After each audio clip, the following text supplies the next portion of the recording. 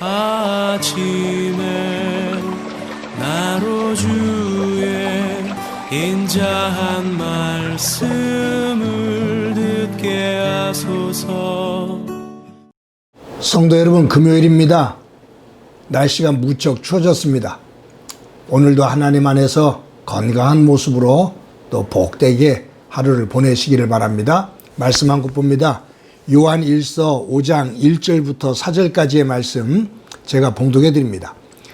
예수께서 그리스도이심을 믿는 자마다 하나님께로부터 난 자니 또한 낳으신 이를 사랑하는 자마다 그에게서 난 자를 사랑하느니라. 우리가 하나님을 사랑하고 그의 계명을 지킬 때에 이로써 우리가 하나님의 자녀를 사랑하는 줄 아느니라.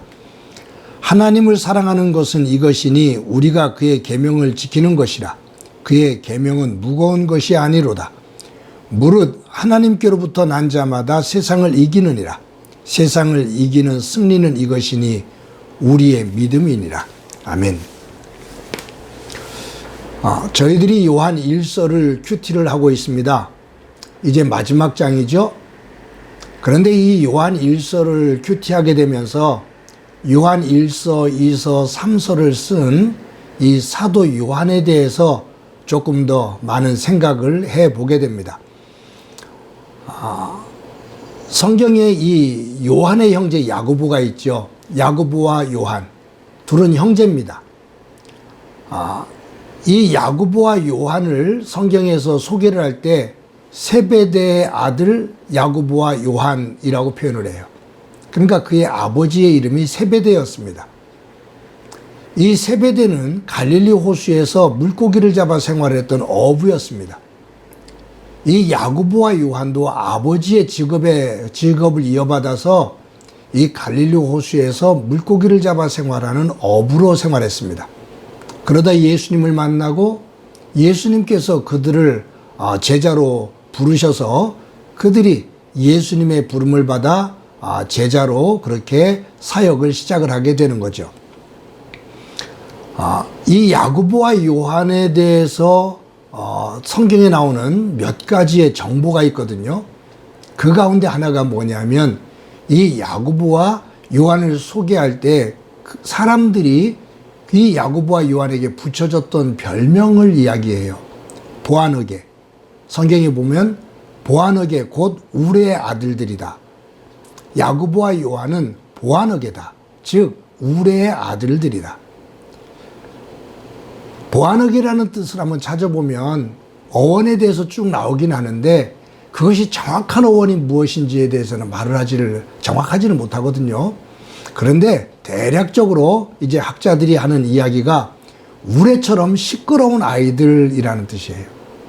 그러니까 보아너게 곧 우레의 아들. 그러니까 이 두 사람은 굉장히 거칠었고 좀 시끄러웠던 사람들이었던 것 같아요.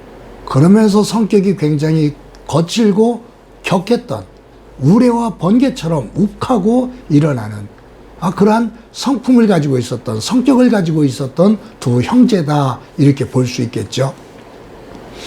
이런 것을 대표적으로 보여주는 하나의 성경의 사건이 있습니다. 예수님께서 제자들을 데리고 한 마을에 들어가서 하나님 나라를 증거합니다. 근데 그 마을 사람들이 예수님을 배척하는 거예요. 하나님의 말씀을 듣지 않고 강하게 예수님을 배척합니다. 그래서 예수님께서 제자들을 데리고 마을 바깥으로 나오셔요. 그때 속이 상한 야고보와 요한이 예수님에게 뭐라고 말하냐면, 주여, 우리가 하늘로부터 불을 내려서 저 마을 사람들을 다 태우기를 원하십니까? 라고 물어요. 이 말은 무슨 말이냐면, 주님, 우리가 하늘로부터 명해서 불을 내려서 저 마을 사람들 전부 다 멸망시켜 버립시다 라는 얘기예요. 격하죠? 굉장히 격하죠. 그때 예수님께서 그들을 호되게 꾸짖으십니다. 이 야고보와 요한이 이기적인 면을 보여주는 성경 장면이 나와요. 예수님께서 예루살렘에 올라가십니다. 그때 이 야고보와 요한이 자신의 어머니를 대동해서 어머니를 통해서 청탁을 해요. 야고보와 요한의 어머니가 아들들의 요청을 받아서 예수님에게 가서 이렇게 말하죠. 주님, 당신이 왕이 되시면 내 아들 하나를 오른편에, 아들 하나를 왼편에 앉혀주십시오 라고 말해요. 우리 조선시대로 말한다면 당신이 왕이 되면 내 아들이 하나가 우의정, 하나가 좌의정의 자리에 앉게 해주십시오 라고 요청을 하는 거예요. 요구를 하는 거죠. 그런 모습을 봤을 때 이 야고보와 요한은 굉장히 거친 성격이지만 또 자신들이 원하는 것을 이루기 위해서는 굉장히 치밀한 이기적인 그러한 모습을 보입니다. 예수님의 12제자 가운데 가장 먼저 순교한 사람이 있습니다. 헤롯 왕에 의해서 목이 잘려 죽지요. 그게 누구냐면 야고보입니다. 야고보가 헤롯 왕에게 죽습니다. 그러니까 12제자 가운데 최초의 순교자입니다. 그런데 참 묘하게도 다른 예수님의 제자 가운데 다른 제자들이 전부 다 순교를 당하는데 이 야고보의 동생인 요한은 100세까지 살아있다가 자연사를 합니다. 그러니까 형은 첫 번째 순교자가 되어지고 동생인 야고보는 12제자 가운데 마지막까지 살아 있었던, 그러다가 이제 자연사를 하게 되는 극과 극의 모습입니다. 근데 요한이 이렇게까지 살았던 이유가 있어요.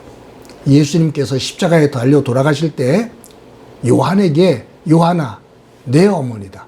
즉 자신의 예수님 당신의 어머니인 마리아를 요한에게 네 어머니다. 네가 잘 모시거라 라고 말합니다. 그때 요한이 마리아가 죽을 때까지 정성스럽게 모십니다. 그리고 요한이 100세 때 세상을 뜨거든요. 그런데 이 보아너게 우레의 아들이라고 별명이 붙었던 이 격했던 거칠었던 이 요한이 죽게 되었을 때 그 말년에 사람들에 의해 얻은 다른 별명이 있습니다. 그것은 사랑의 사도입니다. 극과 극이죠. 젊었을 때는 우레의 아들 보아너게, 아 대단해, 천둥 같아, 번개 같아, 그 사람 성격 대단해, 우레의 아들. 그런데 그가 오랜 시간이 지나 노년이 되었을 때 사람들이 그에게 사랑의 사도, 전혀 다른 별명이 붙여집니다. 어떻게 이럴 수가 있을까? 그것이 예수님을 제대로 만난 요한의 변화입니다. 요한은 젊었을 때 예수님을 믿고 그 예수님을 믿어서 얻게 되는 힘을 가지고 세상을 지배하고 누리려고 했습니다. 그 힘만 있으면 내가 하고 싶은 것을 다 할 수 있다라고 생각을 했습니다. 그러니까 그 우레와 같은 성격을 못 버려요. 그런데 예수님을 믿고 성령 안에서 변화되어졌을 때 이 사도 요한에게 변화는 예수님을 믿어 힘이 아닌 예수님을 통해서 얻게 된, 깨닫게 된 그 사랑, 그 사랑을 가지고 예수님을 섬기고 이웃들을 섬기며 삽니다. 즉 젊었을 때 예수님을 믿는 믿음이 젊었을 때는 힘으로, 능력으로만 생각했었는데 요한에게 노년의 믿음은 사랑이다. 그래서 마지막 죽을 때까지 그는 사랑하자, 사랑하자, 사랑하자. 하나님은 사랑이시니라. 하나님의 능력과 힘이 가장 아름답게, 가장 귀하게 표현된 것이 당신의 아들을 주시는 사랑이다. 그래서 하나님은 사랑이시다. 우리의 믿음은 결국은 사랑이다. 사랑하는 성도 여러분, 요한의 이 변화되어진 별명, 보아너게, 우레의 아들에서 사랑의 사도로 변화된 이 요한을 우리가 그의 믿음을, 그의 영성을 흠모하며 우리의 오늘 하루의 삶을 살아가는 은혜가 저와 여러분 속에 가득하기를 간절히 소망합니다. 한번 기도합니다. 하나님, 오늘도 하루를 살아갑니다. 우레의 아들이라는 별명에서 사랑의 사도라는 별명으로 변화되어진 요한의 모습을 봅니다. 젊었을 때는 믿음이 능력으로만 생각했는데 나이 들면서 예수님 안에서 그 믿음이 사랑이라는 것을 깨닫고 사랑을 증거하는 사도가 된 것을 봅니다. 우리의 믿음이 농있게 하시고 깊은 믿음 속에서 삶의 자리에서 귀한 사랑을 실천하며 또한 받으며 그것을 만들어가는 귀한 삶 되게 하옵소서. 예수님의 이름으로 기도드립니다. 아멘.